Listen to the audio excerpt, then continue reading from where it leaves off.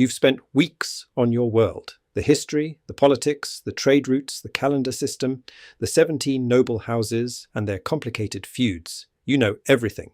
Your reader should know about 10% of it.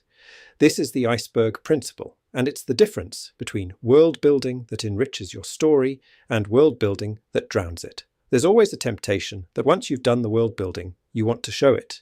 Every detail feels important. You didn't invent that creation myth for nothing. The reader needs to understand the economic basis of the empire to appreciate why the protagonist is rebelling. Except they don't. And explaining it all kills the very thing that makes fantasy worlds compelling.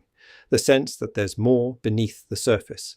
What readers actually need is to feel the world, not understand it completely.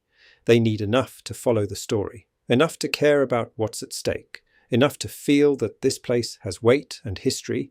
They don't need a textbook. They don't need every detail you invented. They definitely don't need you to pause the story for 3 pages of explanation.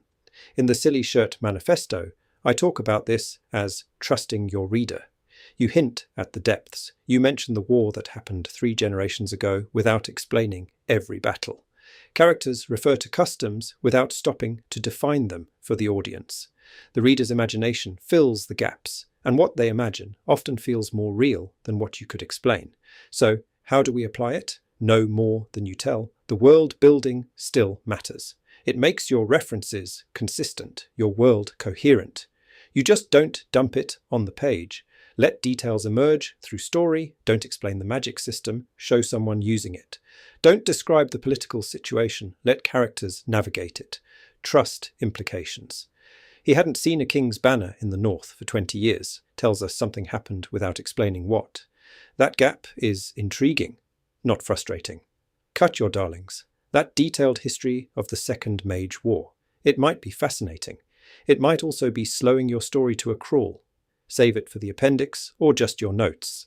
The result is a world that feel lived in. Stories that move. Readers who keep turning pages. And all that world building you did, it's still there, holding everything up. Just like an iceberg.